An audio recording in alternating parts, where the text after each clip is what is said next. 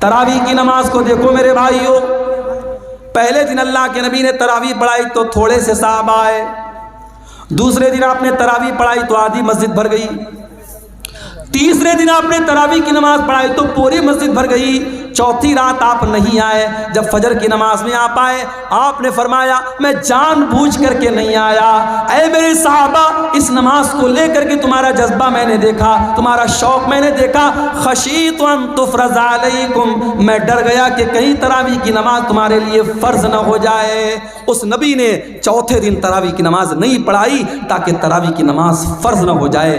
میرے بھائیوں وہ نبی ہم سے اتنی محبت کرتے تھے، ہماری آسانی چاہتے تھے وہ نبی۔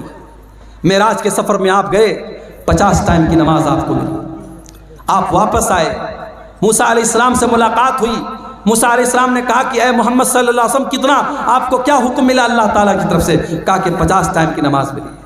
کہا کہ آپ کی امت نہیں پڑھ پائے گی، میں نے بنی اسرائیل کو آزمایا ہے، میں نے تجربہ کیا ہے، بنی اسرائیل کو میں نے بہت آزمایا ہے، آپ کی امت 50 ٹائم کی نماز نہیں پڑھ پائے گی، آپ جائیے اپنے رب سے کم کروائیے۔ اگر اللہ کے رسول کو خود پڑھنا ہوتا 50 پڑھنے میں آپ کو کوئی دقت نہیں تھی، اپنی امت کی آسانی کے لیے آپ گئے اور 50 میں 10 کم کروا کے 40 لے کے آئے۔ حضرت موسیٰ نے کہا 40 بھی نہیں پڑھ پائے گی، واپس جائیے، آپ پھر گئے، 40 میں سے 10 اور کم کروا کے لائے، 30 ہو گئی، 30 سے 20 ہو گئی، 20 سے 10 ہو گئی، 10 سے 5 ہو گئی، 5 ٹائم کی نماز بھی جب اللہ کے نبی لے کر کے آئے، حضرت موسیٰ نے کہا اے محمد صلی اللہ علیہ وسلم آپ کی امت 5 ٹائم کی نماز بھی نہیں پڑھ پائے گی۔ اور واقعی 5 ٹائم کی نماز بھی آج ہم نہیں پڑھ پا رہے۔ بڑے کاروباری ہیں ہم، بڑے بزنس مین ہیں، دکان پر بیٹھے ہوئے ہیں، حی علی الصلاۃ کی آواز آ رہی ہے مگر ہمیں نماز پڑھنے کی فرصت نہیں ہے۔ رات کو 2-2 بجے تک ہمارے نوجوان موبائل پہ لگے ہوئے ہیں، اور فجر کے ٹائم 5 ساڑھے 5 بجے جب فجر کی اذان ہو رہی ہے اور مؤذن کہہ رہا ہے الصلاۃ خیر من النوم، نماز نیند سے بہتر ہے۔ 2 بجے تک 3 بجے تک رات میں جاگنے والا مسلمان فجر کی نماز میں سویا ہوا ہے۔ میرے پیارے بھائیوں موسیٰ علیہ السلام کو کتنا بہترین تجربہ تھا اپنی قوم کا، انہوں نے کہا آپ کی امت 5 ٹائم کی نماز بھی نہیں پڑھ پائے۔ معاف کرنا میرے بھائیوں، آپ کا بزنس اور آپ کا کاروبار نماز سے بڑا نہیں ہے، آپ کاروبار بھی کیجئے، آپ بزنس بھی کیجئے، لیکن نماز اپنے ٹائم پر پڑھیے۔ اللہ قرآن میں کہتا ہے رجال لا تلہیہم تجارت ولا بیع عن ذکر اللہ واقام الصلاۃ، میرے نیک بندے وہ ہیں، میرے مومن بندے وہ ہیں، ان کا کاروبار، ان کا بزنس، ان کی تجارت ان کو نماز سے غافل نہیں کرتا ہے۔ وہ کاروبار بھی کرتے ہیں، وہ بزنس بھی کرتے ہیں، اور نماز کا ٹائم ہوتا ہے تو نماز پڑھتے ہیں۔ یخافون یوما تتقلب فیہ القلوب والابصار، وہ قیامت کے دن سے ڈرتے ہیں، وہ اللہ کے عذاب سے ڈرتے ہیں، وہ پابندی سے نماز پڑھتے ہیں۔ نماز کے سلسلے میں آپ کوئی ڈھیلائی مت کیجیے میرے بھائی۔ سعودی عرب کا ایک واقعہ ایک عالم نے لکھا وہاں کے کہ ایک مرتبہ میں فلائٹ میں سفر کر رہا تھا اور میرے ساتھ ایک فوج کا ریٹائر کرنل تھا جو پہلے فوج میں کام کرتا تھا، میرے ساتھ وہ بیٹھا تھا۔ کہتے میں نے فلائٹ میں سفر کیا، فلائٹ سے ہم لوگ اترے، ایئرپورٹ پر کافی دیر تک ہم بیٹھے تھے، دوسری فلائٹ کا انتظار کر رہے تھے۔ میں نے ایک بات نوٹس کی کہ تھوڑی دیر پر وہ انسان کسی کو فون کرتا ہے اور کہتا ہے کہ بیٹا آپ نے نماز پڑھ لیا؟ بار بار ظہر کا ٹائم آیا بیٹے سے پوچھ رہا ہے نماز پڑھ لیا، عصر کا ٹائم آیا بیٹا پوچھ رہا ہے نماز پڑھ لیا۔ میں نے پوچھا یہ کس سے آپ بار بار پوچھ رہے ہیں؟ فوج کا ریٹائر کرنل تھا سعودی عرب کا، اس نے اس مولانا کو جواب دیا کہ ہاں یہ میں اپنے بیٹے کو کال کرتا ہوں، اور میں ہر نماز کے ٹائم میرا معمول ہے اپنے بیٹے کو کال کر کے پوچھتا ہوں کہ تو نے نماز پڑھی کہ نہیں پڑھی۔ تربیت اس کو کہتے ہیں میرے بھائی، اپنے بچوں کو اچھا کھلا دینا، اچھا پہنا دینا، اچھے اسکول میں ایڈمیشن کرا دینا، ان کے گھر بنا دینا، ان کے لیے LIC لے لینا، ان کے لیے بینک بیلنس بنا دینا۔ معاف کرنا تربیت یہی نہیں ہے، تربیت یہ بھی ہے کہ آپ اپنے بچوں کی آخرت کی فکر کریں، اپنے بچوں کی نماز کی فکر کریں۔ اسی لیے اللہ قرآن میں کہتا ہے وَأْمُرْ أَهْلَكَ بِالصَّلَاةِ وَاسْتَبِرْ عَلَيْهَا، خود بھی نماز کی پابندی کرو اور اپنے بچوں کو نماز کا پابند بناؤ۔ اللہ کے نبی فرماتے ہیں مرو اولادکم بالصلاۃ وہم ابناء 7 سنین، جب تمہارے بچے 7 سال کے ہو جائیں ان کو نماز کا حکم دو، وضربوہم علیہا، اور جب 10 سال کے ہو جائیں اور نماز نہ پڑھے تو ان کی پٹائی کرو۔ اچھا 7 سال کے بچے کو پیٹنے کا حکم نہیں دیا اللہ کے نبی؟ ہمارے ہاں 6 سال کے بچے اسکول جاتے ہیں، سردی کے موسم میں 5 بجے اسکول کی وین آتی ہے، ماں زبردستی، بچہ آنکھ مل رہا ہے، اس کی نیند ابھی لگ رہی ہے، ماں تیار کرتی ہے، ڈریس پہناتی ہے، اسکول کا بیگ دیتی ہے، زبردستی اس کو وین میں بٹھاتی ہے۔ میرے بھائیوں یہ سسٹم صحیح نہیں ہے۔ 7 سال تک تو چائنا میں اور جاپان میں آپ دیکھ لیں، 7 سال تک کے بچوں کو تو ایسے ہی کھیل کھیل میں پڑھایا جاتا ہے، بچوں کو مارا نہیں جاتا، بچوں کو پیٹا نہیں جاتا۔ یہ سبق دیا تھا جناب محمد رسول اللہ صلی اللہ علیہ وسلم نے۔ 7 سال کا بچہ ہے، پیار سے سمجھاؤ، محبت سے سمجھاؤ۔ ہاں 10 سال کا ہو گیا، اب اس کے بستر الگ کر دو۔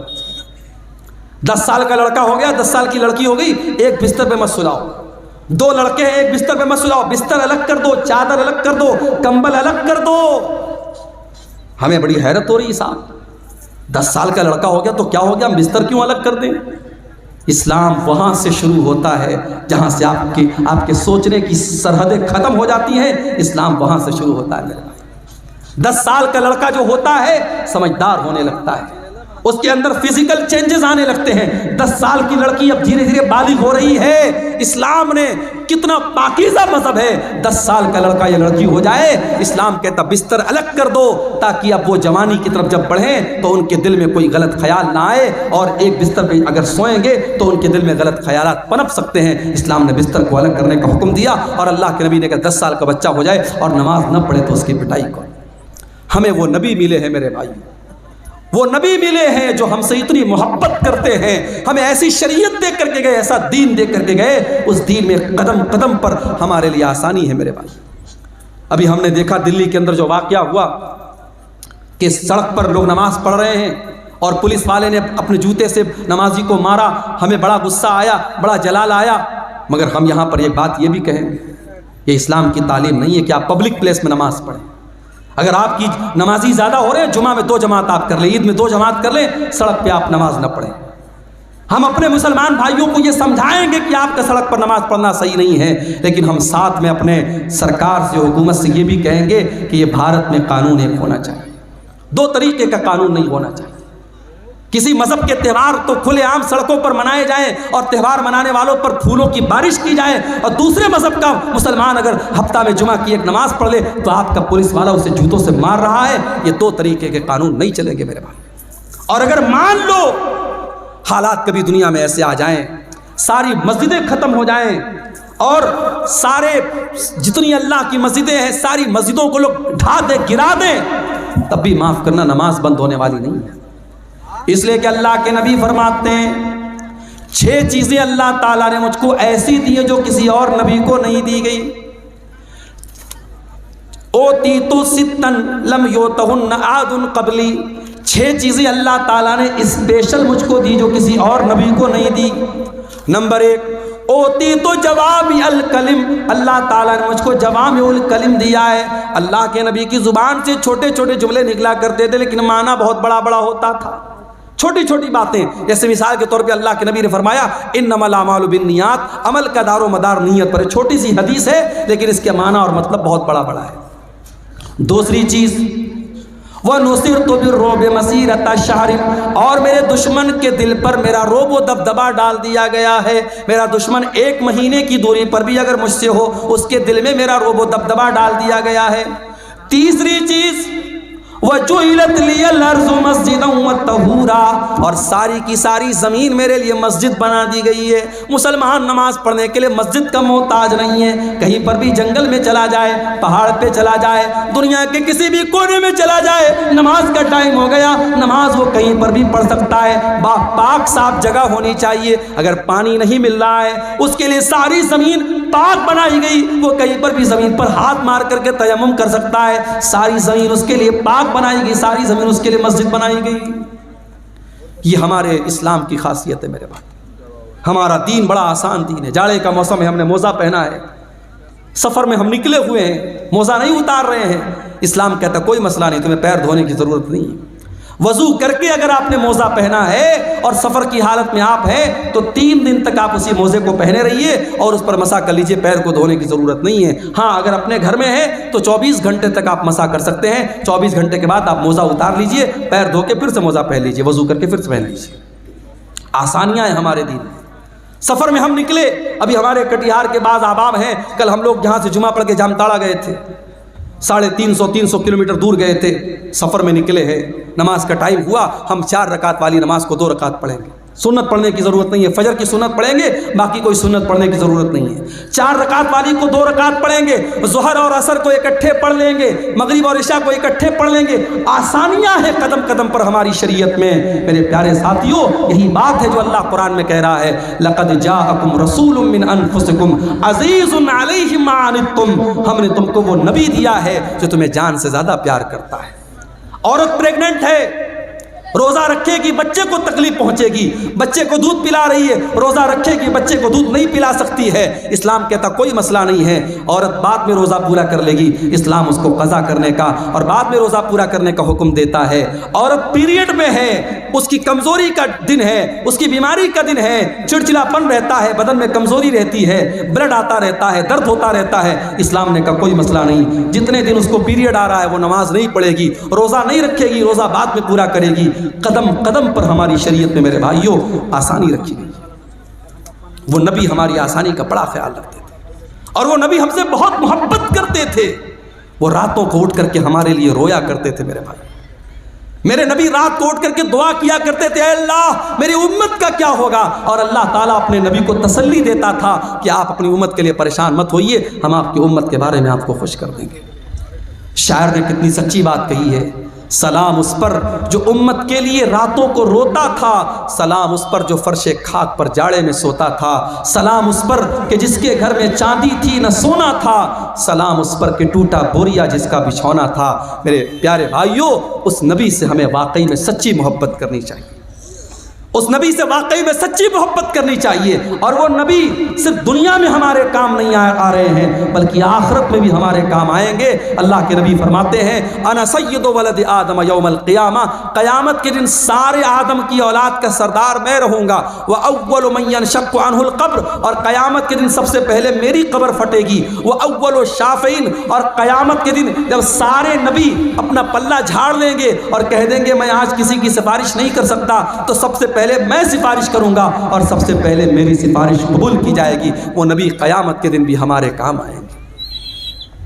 شاعر کہتا ہے، بروز قیامت بجز نفسی نفسی کسے یاد آئے گی اسلم کسی کی، بروز قیامت بجز نفسی نفسی کسے یاد آئے گی اسلم کسی کی، نہ بھولیں گے جس کو نبی مکرم، وہ امت نہیں ہے تو پھر اور کیا ہے، زباں پر ہے نعت نبی مکرم، یہ الفت نہیں ہے تو پھر اور کیا ہے۔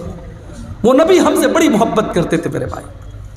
اللہ کے نبی فرماتے ہیں کہ اللہ تعالیٰ نے ہر نبی کو ایک دعا ایسی دی جس کے قبول کرنے کی گارنٹی لے لی، اور ہر نبی نے اپنی اس دعا کو دنیا میں مانگ لیا۔ اللہ کے نبی فرماتے ہیں کہ میں نے اپنی دعا کو سنبھال کے رکھا ہے، سارے نبیوں نے اپنی دعا کو مانگ لیا لیکن میں نے اپنی دعا کو سنبھال کے رکھا ہے۔ کس کے لیے؟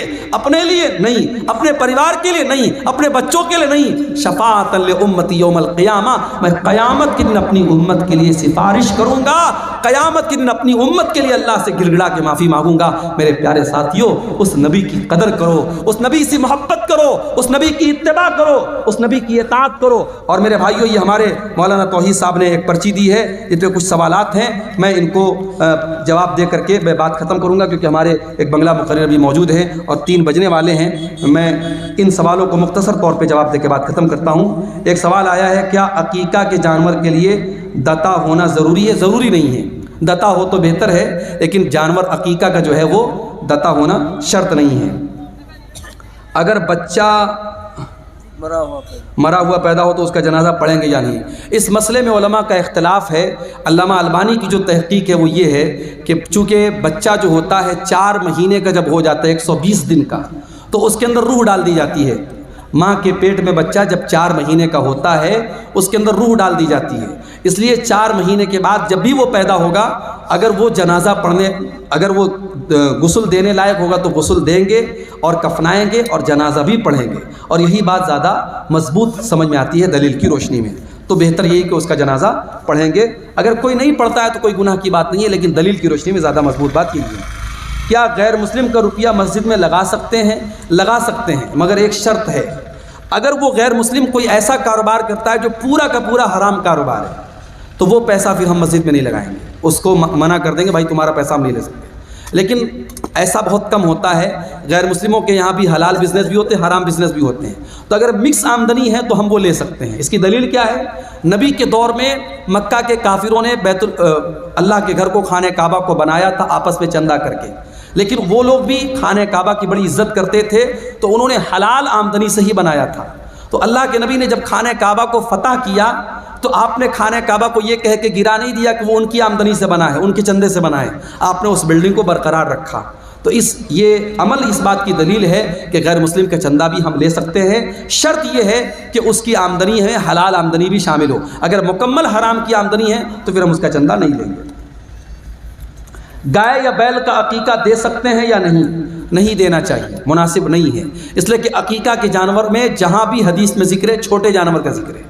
بعض علماء نے بڑے جانور کو جائز قرار دیا ہے، مگر دلیل کے اعتبار سے اس کی کوئی مضبوط دلیل نہیں ملتی۔ جہاں پر بھی حدیثوں میں ذکر ہے چھوٹے جانور کا ذکر ہے، آپ بکرا بکری کر سکتے ہیں، بھیڑا بھیڑی کر سکتے ہیں،